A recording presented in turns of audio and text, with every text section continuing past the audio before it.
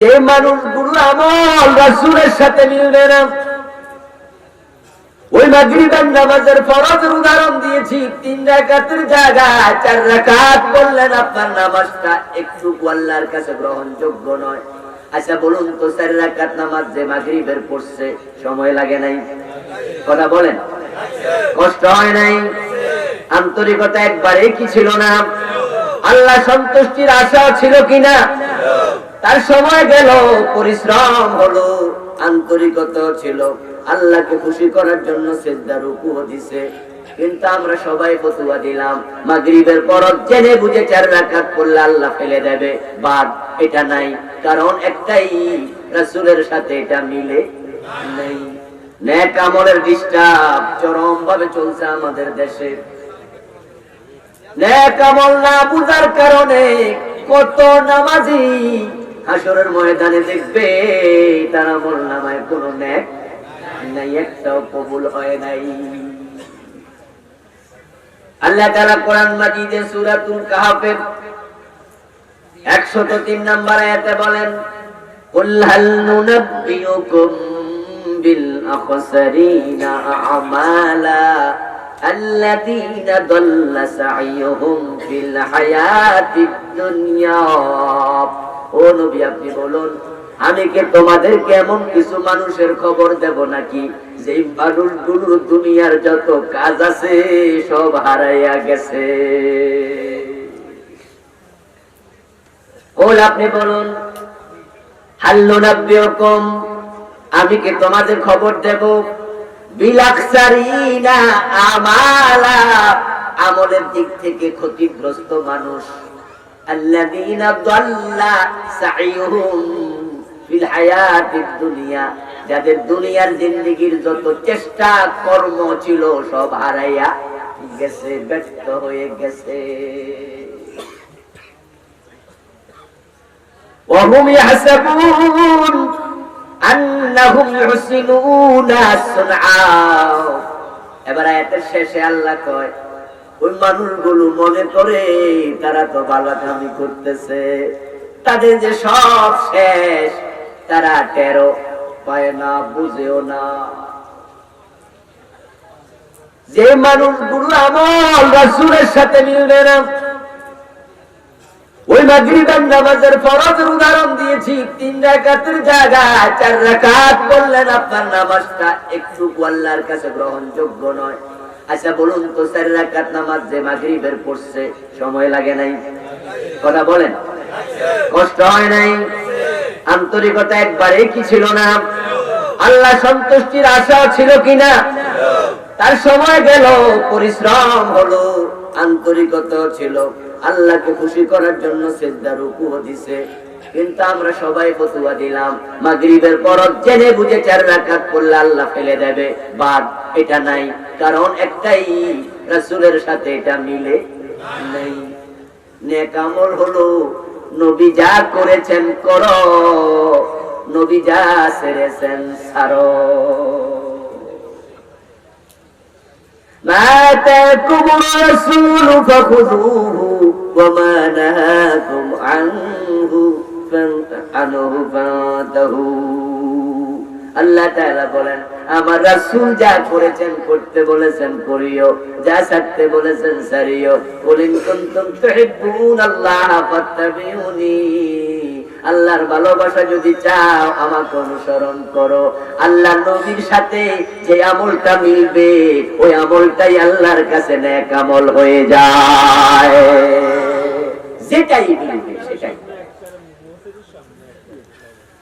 বিশ্বনবীর মতো খাইলে নেক আমল।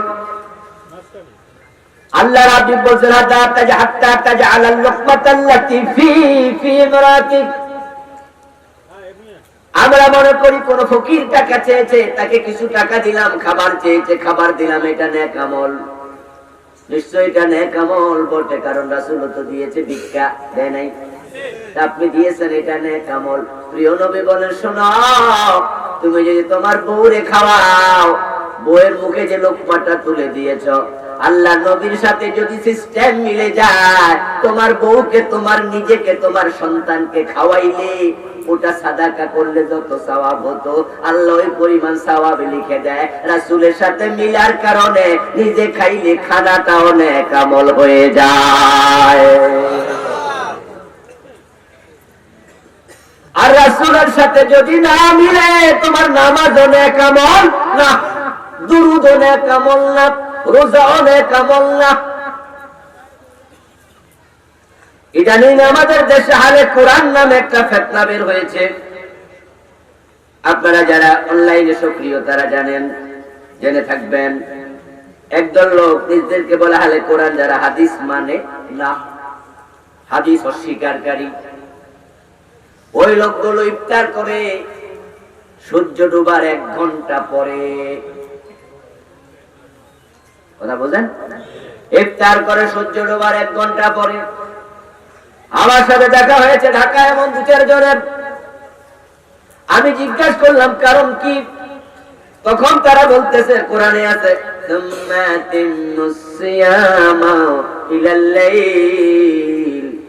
আল্লাহ বলছে রাত্রি পর্যন্ত রোজা রাখো। তো সূর্য ডুবলে তো রাত হয় না, রাত হইতে তো আরো সময় লাগে। সূর্য ডুবে রাত হয় কেনা, সন্ধ্যা না হয়। আল্লাহ তো বলছিলেন রাত পর্যন্ত রোজা রাখো, তাই নাকি? কাজী আপনার আল্লাহ রাসূলের দিকে তাকাবেন না। বিশ্বনবী রোজা রেখেছেন, ইফতার তিনি কখন করেছেন আপনি কি দেখবেন না? হাদিস তো সব ঠিক নাই, কোনটা জাল কোনটা জয়ীফ, তো পেছ লেগে গেছে। এটা বিশ্বাস করি কেমনে? আমার দোস্ত, তুমি নিজে নিজে মুস্তাহিদ হইও না। আল্লাহর হাবিবের জীবনের নাম ইসলাম। আল্লাহ তাআলা নেক আমল সেটাই নেবে, রাসূলের সাথে মিলবে। মাথার মাপে টুপি, গায়ের মাপে পাঞ্জাবি, রাসূলের মাপে হবে ইসলাম। রাসূলের সাথে মিলবে না, তোমার কোন আমল আল্লাহ কবুল করবে না। এখন রাসূল সাল্লাল্লাহু আলাইহি ওয়াসাল্লাম যা করেছেন, এবার আপনি মনে মনে বলবেন হুজুর ঠিক আছে, আমার আমল তো মিলে। এই যে টুপি মাথায় দিলাম, দাড়ি রাখলাম, পাঞ্জাবি গায়ে দিলাম, মাগরিবের ফরজ 3 রাকাত, ফজরের 2 রাকাত ঠিকঠাক পড়লাম, আমি তো নেক আমলকারী। আমি এবার বলবো দোস্ত, হ্যাঁ প্রত্যেকটা জিনিসের মাঝে আছে 2টা জিনিস, খালাকনাকুম আজওয়াজা, আল্লাহ সব জোড়ায় জোড়ায় বানাইছে। একটা আছে নেগেটিভ, আর একটার নাম কি আছে? পৃথিবীর প্রতিটা মাখলুকের মাঝে নেগেটিভ পজিটিভ আছে। অণু পরমাণুর ভিতরেও নেগেটিভ পজিটিভ আছে। এই যে লাইট জ্বলতেছে, তারের মাঝেও নেগেটিভ পজিটিভ আছে না নাই? এখন negative powerful, positive 0। Positive powerful, negative নাই, বাতি জ্বলবে। এই যে মাইক চলতেছে, মাইকের তারের মাঝে নেগেটিভ পজিটিভ আছে না নাই? একটা কেটে দিলে বাকিটা চলবে। আপনি রাসূলকে দেখে রোজা রাখলেন, হজ করলেন, যাকাত দিলেন, টুপি দাড়ি পাঞ্জাবি করলেন, কিন্তু রাসূলের নেগেটিভ যেটা আছে ছেড়ে দাও। হারাম ছাড়লেন না, আপনি সুদের সাথেও আছেন, আবার মসজিদের সাথেও আছেন, আপনি মাহফিলেও আছেন, মমতাজ বেগমের গানেও আছেন।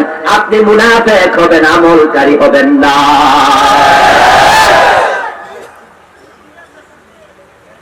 আমাদের চরিত্রের মাঝে বিচারি নীতি আছে। আমরা মাহফিল আসলে সবাই বুজুর্গ হইয়া যায়। মাহফিল ওয়াজ শুনেছে, পরের দিন আবার নাটক সিনেমা দেখে।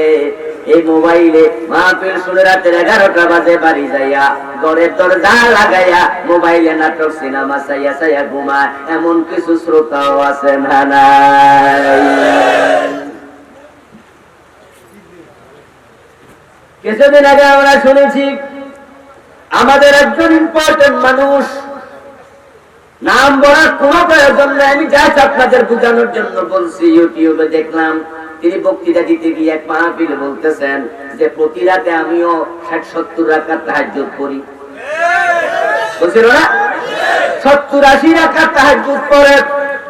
এই কথাগুলো শুনে আমাদের ভালো লাগতো তখন, যখন এই নামাজীদেরকে বাজে জায়গায় দেখা যেত না, কিন্তু আমরা দেখি মাহফিল আসলে টুপি মাথায় দেয়, ওই লোকগুলো আবার মদের বারেও মেয়ে নিয়ে আড্ডা দেয়। আপনি শুধু 80 রাকাত তাহাজ্জুদ পড়ে আল্লাহরে পাইবেন কই লোকে? জান্নাতে যাওয়ার জন্য নেক আমল লাগবে। আজকে আমাদের মাঝে ভালো কাজের প্রবণতা আছে, এটা ভালো, এটা আমি অ্যাপ্রিসিয়েট করি, কিন্তু খারাপ সারা প্রবণতাটা এত কমছে।